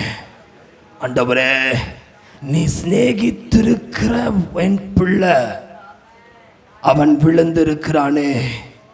ஆண்டவர் சொல்றாரு, நான் அவனை எழுப்ப போகிறேன், அவனை நான் மகிமைப்படுத்த போகிறேன். அவன் எந்த இடத்துல விழுந்தானோ அந்த இடத்துல மீண்டும் நான் அவனை எழுப்ப போகிறேன். இன்னைக்கு ஆண்டவர் தீர்க்க தரிசனமா சொல்றாரு, உன் குடும்பம், இந்த வசனத்தை எனக்கு ஆண்டவர் ஞாபகப்படுத்துறாரு. மறுபடியும் திரும்பவும் தாவீதுடைய கூடாரத்தை சொல்லு, விழுந்து போன தாவீதின் கூடாரத்தை சொல். திரும்பவும் ஆண்டவர் என்ன செய்ய போறாரா? கட்டி எழுப்ப போறாரா? விழுந்து போன கூடாரம், விழுந்து போன குடும்பம், விழுந்து போன குடும்ப வாழ்க்கை, விழுந்து போன ஆவிக்குரிய வாழ்க்கையை சொல்லுவையா? ஆண்டவரே, விழுந்து போன என் குடும்பத்தை மீண்டும், விழுந்து போன பிசினஸ் மீண்டும், விழுந்து போன ஆவிக்குரிய வாழ்க்கை மீண்டும் அதிகாலை நான் எழுந்திருப்பேன். உம்முடைய முகத்தை தேடுவேன். அதிகாலை எழுந்திருப்பேன், உம்முடைய வேதத்தை திறப்பேன். அதிகாலை எழுந்திருப்பேன், உம்மோடு ஆராதிப்பேன். எத்தனை பேர் சொல்ல போறீங்க? ஆண்டவர் சொல்ல, நான் வருவேன், நான் போறேன், என் சகோதரன் என் பிள்ளைய நான் எழுப்புவேன் சொல்லி இயேசு சொல்றாரு. இன்னைக்கு ஒருவேளை உன் பிள்ளைய குறித்து கவலையோடு வந்திருக்கிறியா? உன் கணவனை குறித்து கவலையோடு வந்திருக்கிறியா? உன் மனைவியை குறித்து கவலையோடு வந்திருக்கிறியா? உன் எதிர்காலத்து குறித்து கவலையோடு இருக்கிறியா? கதை சொல்றாரு, நான் எழுப்ப வரேன். அப்படி நடக்கும்போது தான் மார்த்தாள் இவ்வளவு தூரம் பேசினவர் மரியாள் உள்ள வந்த உடனே வாசிங்க பார்க்கலாம். ஆமேன். 30ஆம் வசனம் 11:30. இயேசு இன்னும் கிராமத்துக்குள் வராமல் மார்த்தாள் தம்மை சந்தித்த இடத்திலே இருந்தார். 31. அப்பொழுது வீட்டிலே அவளுடனே கூட இருந்து யூதர்கள் மரியாள் சீக்கிரமாக எழுந்து போகிறதை கண்டு அவள் கல்லறையிடத்திற்கு அழுகிறதற்கு போகிறாள் என்று சொல்லி அவளுக்கு பின்னே போகிறார்கள். அல்லேலூயா. இயேசு வரும் வரைக்கும் அவள் அழுது கொண்டே இருக்கிறாள். கைகளை வீழ்த்தினாமேன்னு சொல்லுங்களேன். இயேசு வர வரைக்கும் அவள் அழுது கொண்டே இருக்கிறாள். பைபிள் சொல்லுகிறது, அவள் வீட்டிலே அவளுடனே கூட இருந்து அவளுக்கு ஆறுதல் சொல்லிக் கொண்டிருந்த யூதர்கள். நான் ஒன்று சொல்லட்டுமா? மார்த்தாள் வீதியிலே நின்று கொண்டிருந்தாள். இந்த மரியாளோ வீட்டிற்குள் உட்கார்ந்து அழுது கொண்டிருந்தாள். அழுது கொண்டிருக்கிறவளை இயேசு கண்டார். இன்றைக்கி ஒரு வேளை பிரதர் நீங்கள் அழுதுட்டு இருக்கீங்களா? மகளே, இன்னைக்கு நீ அழுதுட்டு தான் ஆண்டவருக்குள்ளே வந்திருக்கிறேன்னா இன்னைக்கு ஆண்டவர் கண்டு என்ன நடக்குது பாருங்களேன். இயேசு இருந்த இடத்தில் மரியாள் வந்து அவரை கண்டவுடனே அவர் பாதத்தில் விழுந்து, ஆண்டவரே, நெருங்கியிருந்தீரானால் என் சகோதரன் மரித்திருக்க மாட்டான் என்றாள். அவள் அழுகிறதையும் அவளோடு கூட வந்து யூதர்கள் அழுகிறதையும் இயேசு கண்டபோது ஆவியிலே கலங்கி, மார்த்தாள் இவ்வளோ சொன்னவ மரியாள் எதுவுமே சொல்லல. நீங்க மட்டும் இருந்திருந்தா என் சகோதரன் மரித்திருக்க மாட்டான். பிரதர், ஒரு மனுஷன் வாழ்க்கையில இயேசு இருந்தால் அவன் சாவதில்லை, அவன் குடும்பம் சாவதில்லை, அவன் பிள்ளைகள் சாவதில்லை, அவனுடைய தொழில் சாவதில்லை, அவனுடைய பொருளாதாரம் சாவதில்லை. வீழ்ச்சி அல்ல, எழுச்சி. வீழ்ச்சி அல்ல. பிரதர் சொல்லுங்க, என்ன ஆமைனா? வாயை திறந்து சொல்லு. வீழ்ச்சி அல்ல, என்னது? எழுச்சி. அப்பா சொல்லிட்டு இருக்கிறார். இன்னைக்கு அதே மரியாள் வந்து அழுகிறா. மார்த்தாள் பல கிராஸ் கொஸ்டின் பண்ணா. மரியாள் ஒரு கொஸ்டின் அவ பண்ணல. அப்பா, நீங்க இருந்திருந்தீங்கன்னா என் குடும்பம் தப்பிச்சிருக்கும். எங்க 2 பேத்துக்கு ஆதரவு ஒரே ஒரு ஆம்பளத்தோட அவன் ஒருத்தன் தான். ஒரே ஒரு ஆம்பளத்தோனையா ஒருத்தன் தான். இன்னைக்கு ஒரு வேளை உன் கணவனை நினைத்து அழுது கொண்டு இருக்கிறாயா? எனக்குன்னு ஒரு ஆம்பளத்துணை என் கணவன் மட்டும்தான். எங்களுக்குன்னு ஒரு ஆம்பளத்துணை என் பையன் மட்டும்தான். எனக்குன்னு ஒரு ஆம்பளத்துணை என் பெற்றோர் தகப்பன் மட்டும்தான். அழுது கொண்டிருக்கிறாயா? துயரப்படுகிற உன்னை பார்த்து காட்ட சொல்லுகிறார். உன்னுடைய துயரத்தை கண்டு அவர் ஆவியிலே கலங்கினாராம். ஆவியிலே அவர் கலங்கினாராம். அப்படி ஆவி தேவனிடத்தில் ஆமென் நோக்கி துயரமடைந்தது. துயரப்படுகிறவர்களே, நீங்கள் ஆறுதல் அடைவீர்கள். ஆமென். கீழே வாசிங்க. அவனை எங்கே வைத்தீர்கள் என்றார். ஆண்டவரை வந்து வாரும் என்றார்கள்.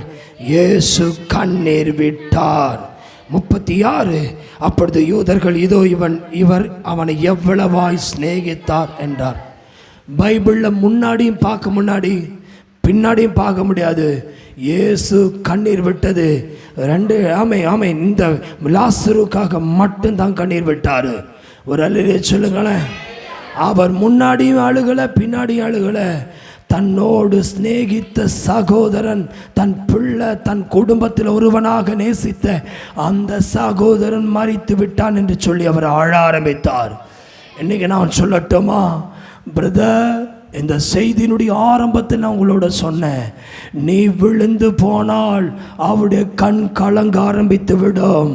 நீ ஆவிலே மரித்தால் அவருடைய கண்கள் கலங்க ஆரம்பித்து விடும். எத்தனை பேர் சொல்ல போறீங்க, ஆண்டவரே ஆண்டவரே? ஆமென். அவர் கண்கள் கலங்க ஆரம்பித்து விட்டது. தங்கச்சி, இயேசு என்னை கண்டவுடனே சந்தோஷம் வருகிறதா? இல்லை இயேசு ஒரு மனுஷனுடைய வாழ்க்கையில் வரும்போது அவர் இருதயம் உடைந்திருக்கிறதா? தலை என் தண்ணீரும் என் கண்கள் கண்ணீருமானால் நலமாயிருக்கும் என்று எரேமியா தீர்க்கதரிசி சொல்கிறான். என் கண்கள் கண்ணீரும் என் தலை தண்ணீருமானால் நலமாயிருக்கும். பிரதர், எத்தனை பேர் சொல்ல போறீங்க? உங்களை நினைத்து ஆண்டவர் கலங்கி நிற்கிறார். பிரதர், உங்களை குறித்து தான் ஆண்டவர் பேசுறாரு. நீ 5 நிமிஷம் ஜெபம் பண்ணி எந்திரிச்சிட்டு போயிட்டு இருக்கிற, அது ஆண்டவருடைய கண்கள் கலங்குது.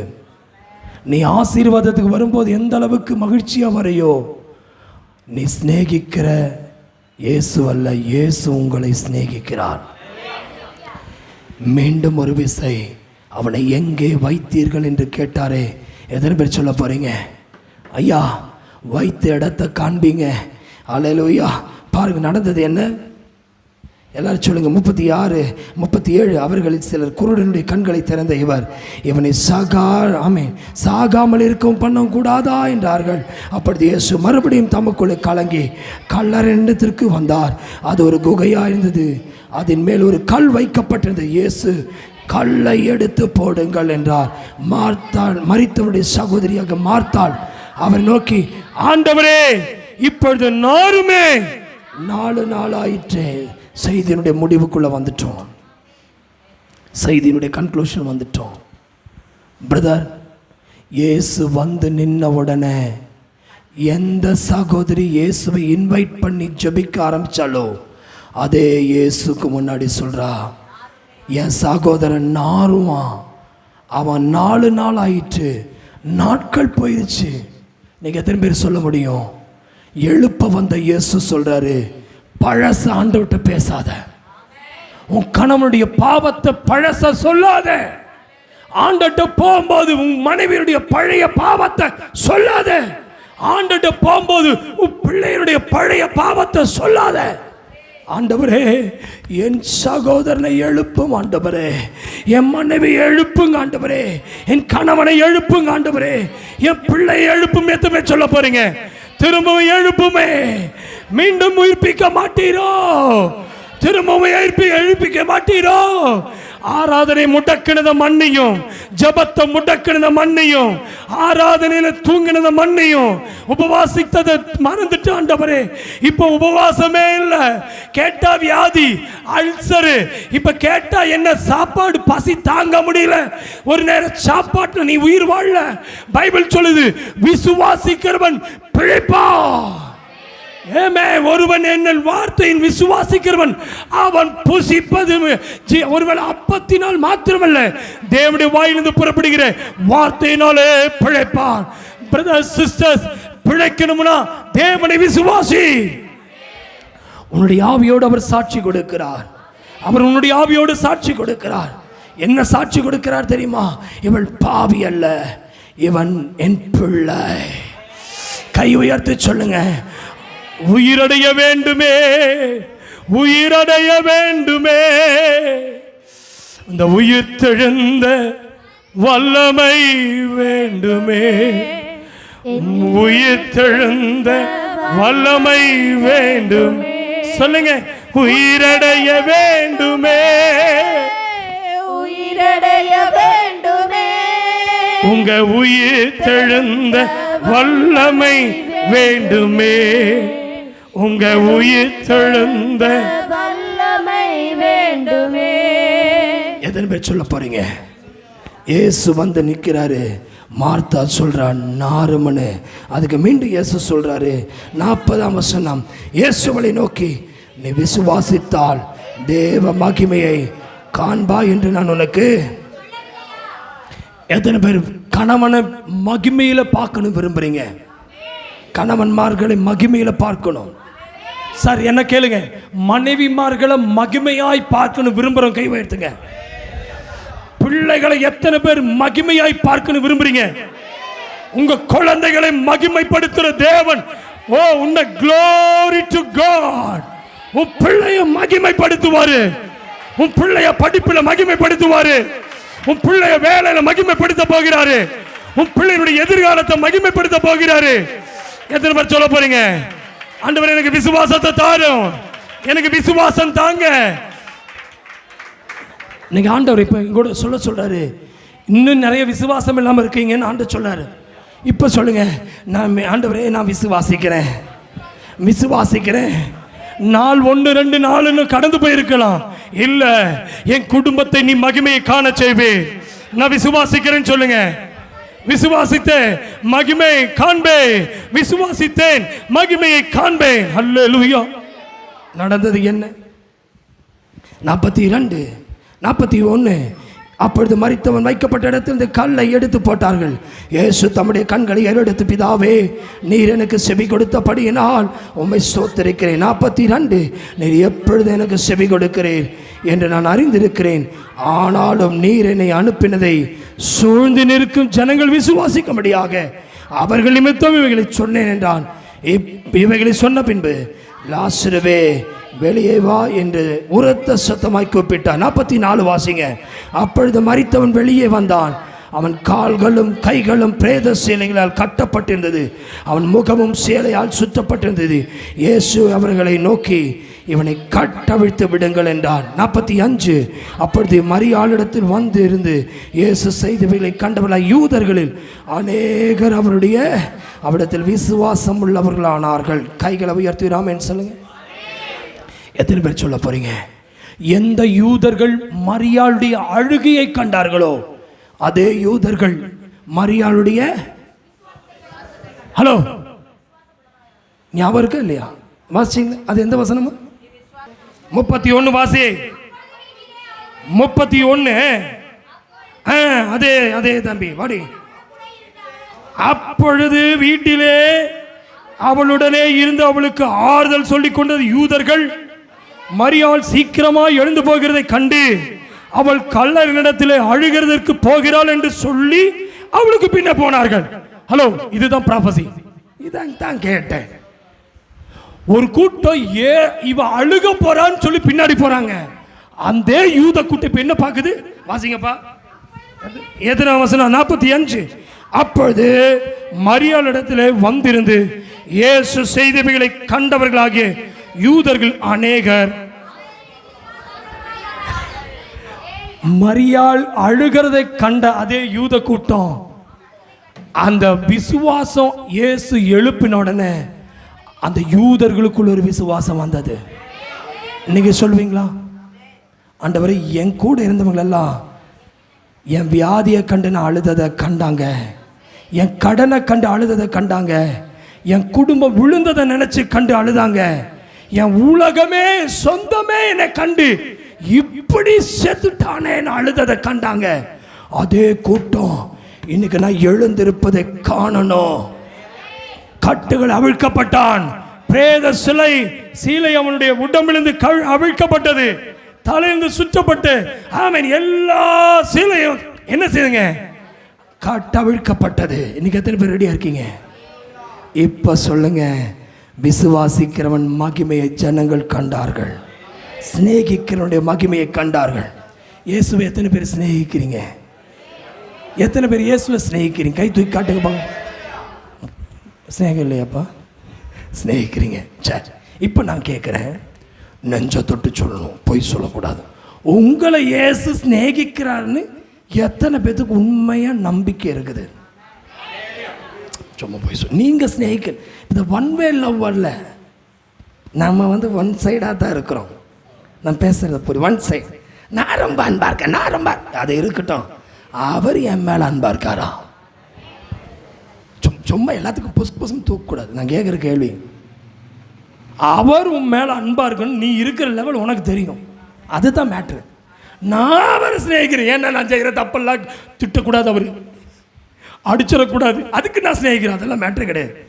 அவர் உண்மையில் ஸ்நேகமாக இருக்கிறாரா அப்படின்னு அந்த ஆமேனெல்லாம் போது ஏமாத்தினது. உள்ளத்திருந்து சொல்லுப்பா, பணத்தை ஸ்நேகிக்கிறியா, ஆண்டவரை ஸ்நேகிக்கிறியா? இப்போ பணம் கிடைச்சா வேண்டாண்டுருவியா? நான் கேட்குற கேள்வி என்னன்னா, இயேசுவை ஸ்நேகிக்கிறேன்னு சொல்றதை விட இயேசு ஸ்நேகிக்கிறவன் வியாதியாய் இருந்த போதும் ஒருவேளை வியாதிப்பட்டவன் மரித்தான், அவனுக்கு தெரியாது இயேசு வந்து என்னை எழுப்ப போறாருன்னு. ஆனால் இயேசுவுக்கு தெரிஞ்சிருக்குது, நான் சிநேகிக்கிறவனை எழுப்ப போகிறேன். ஏதோ புரியுதா இல்லையா? நீங்கள் சிநேகிக்கிறீங்க தானே? எத்தனை ஃப்ரெண்ட்ஸ் வச்சுருக்கீங்க? ஹாஸ்பிட்டலில் போய் ஒரு 10 நாள் படுத்து பாருங்கள், சிநேகம் தெரியும். நீங்கள் சிநேகிச்சவன் வர்றானா, பண்ணு வாங்கிட்டு வர்றானான்னு தெரியும். ஒரு காய்ச்சல் வந்துச்சுன்னா ஒரு ரொட்டி வாங்கிட்டு வரானா பாருப்பா, ரொட்டிக்கே அவன் கணக்கு பார்க்குறான். 35 ரூபா ரொட்டி கொடுத்தவனை பார்க்கணுமான்னு. ஒரு நேரம் சோத்தை வாங்கி கொடுத்துருப்பானா? நீ சிநேகிச்சவனே ஒரு நேரம் சோறு நீ வயிற்ற கலக்கிட்டு இருக்கும்போது யோசிக்கிறீங்க பார்த்தீங்களா? மனிதன் சிநேகம் எல்லாம் மாயை. ஹலோ பிரதர், தேவன் என்னை சிநேகிக்கிறார் என்றால் நீ செத்து போனால் அவர் வந்துடுவார். ஒரு மனுஷனை தேவன் நேசிச்சிட்டார்னா செத்ததுக்கு அப்புறம் யார் வருவாங்கன்னு தெரியுமா? வருவியாப்பா? நான் செத்த வர மாட்டியா? நான் ரியலாக பேசிட்டு இருக்கேன். நான் செத்ததுக்கு அப்புறம் எனக்கு பற்றி சாட்சி சொல்லாத, நான் இருக்கும்போதே நான் சாட்சி சொல்லு. நான் செத்து போனதுக்கப்புறம் கர்த்தருடைய கிருபையினால எங்கள் பாஸ்டரையா இப்போ இதெல்லாம் நிறுத்து. இருக்கும்போது என்னை குறித்து என்ன நீ சாட்சி சொல்கிற? நான் மேட்ரு இருக்கும்போது மனைவியை பற்றி சொல்கிற சாட்சி தான் உண்மையான சாட்சி. ரொம்ப நல்லவன் அப்போ சொல்லாது, இப்போ சொல்லு. என் புரிச்சு ரொம்ப அப்போ சொல்லாது, இப்போ சொல்லு. உங்கள் அப்பா செத்து போனதுக்கப்புறம் விழுந்து விழுந்து அழுது சாட்சி சொல்லாத. எங்கள் அம்மா செத்து இருக்கும்போது உன் குடும்பத்தை பற்றி நீ என்ன சாட்சி சொல்லுவ? இப்போ நான் சொல்கிறேன், இயேசு சிநேகிக்கிறார் என்பது ஊரறிஞ்ச உண்மை, எல்லாத்துக்கும் தெரிஞ்சிருக்குது எவ்வளோ சிநேகிச்சார்னு. ஆனால் செத்தவனுக்கு தெரியாது அவர் தான் வந்து என்னை எழுப்ப போறாருன்னு. ஆனால் உயிர் பிழைச்சதுக்கு அப்புறம் அவன் பார்க்குறான், வேற யாருமே இல்லை, கல்லறை வாசல இயேசு மட்டும் தான் நிற்கிறாரு. உயிர் பிழைச்சு வெளியே வரும்போது இயேசு மட்டும் தான் நிற்கிறாரு. உன் கஷ்ட நேரத்தில் இயேசு மட்டும்தான் உன் வீட்டு வாசல்ல நிற்பாரு. உன் துக்கமான நேரத்தில் இயேசு மட்டும்தான் வந்து நிற்பாரு. எத்தனை பேர் சொல்ல போறீங்க, ஐயா என் கூட இருந்த எல்லாரும் ஓடிட்டாங்க?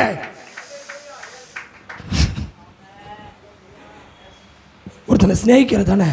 ஒரு 2 லட்சம் கடன் கொடுக்குற, நான் கட்ட வேண்டிய கிரெடிட்டை அவங்கள்ட்ட எழுதி கொடுத்துரு, இவன் தான் எனக்கு என் கடனை அடைப்பான்னு சொல்லி எழுதி கொடுப்பாங்களாம். நம்பிக்கை இருந்தால் ஒன்றும் வேண்டாம், ஒரு பிளாங்க் செக்கில் கையெழுத்து வாங்கிற பார்க்கலாம். உன் ஃப்ரெண்டு தானே, பிளாங்க் ஒரு பேப்பரில் கையெழுத்து வாங்கிட்டீங்கன்னா உன் மேலே நேசமாக இருக்கிறான்னு ஒரு அலையிலே சொல். ஒன்றும் வேண்டாம், நீ நேசிக்கிற மனைவி தாப்பா, வெத்து பேப்பர் நீ கையெழுத்து வாங்க, நான் நம்புறேன் உண்மையாக உன் மனைவி மேலான்பா இருக்கான்னு. என் புருஷன் ஏமாற்ற மாட்டான்னு ஒரு வெத்து பேப்பரில், ஹலோ ஏதோ பேசுறது புரியுதா இல்லையா? வெத்து பேப்பரில் கையெழுத்து மனைவிட்ட வாங்கியிருப்பாங்களாம், தந்துருவாளா பாவம்? இல்லை உன் பையன் கையெழுத்து போடுவானா? ஏன் உங்கள் பையனுக்கு அவன் பையன் பேப்பர் நீட்டுறான், கையெழுத்து போடுங்க பாப்பா. பிரதர், இன்னைக்கு ஆண்டவர் உங்களோட பேசுகிறாரு. உன் மனைவி உன் பேப்பரில் கையெழுத்து போட மாட்டான்.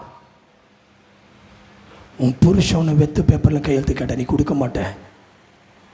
ஆனால் இன்னைக்கு ஆண்டவனோட பேசுகிறாரு. இன்னைக்கு ஆண்டவனோட தீர்க்க தரிசனமாக சொல்கிறாரு, நீ யாரெல்லாம் சிநேகிக்கிறியோ உன் கூட யார் வந்தான்னு மட்டும் பாரு. எல்லாருமே காரணம் காட்டிட்டா, ஆனால் இயேசு மட்டும்தான் வந்து நின்னாரு. பிரதர், நீ தனிமையாக இருக்கும்போது இயேசு மட்டும்தான் வந்து நிற்பாரு. இந்த இடத்துல இருந்து தேவன் உங்களை பார்த்து கேட்குறாரு, நீ என்னை நேசிக்கிறாயா? நேசிக்கிறீனா? உலகம் என் பின்னே, சிலுவை என் முன்னே. நான் வாழ்ந்தாலும் இயேசுவுக்காக, மரித்தாலும் இயேசுவுக்காக. நான் இறந்த பிறகு யார் என்னை வந்து எழுப்புவான்னு தெரியாது.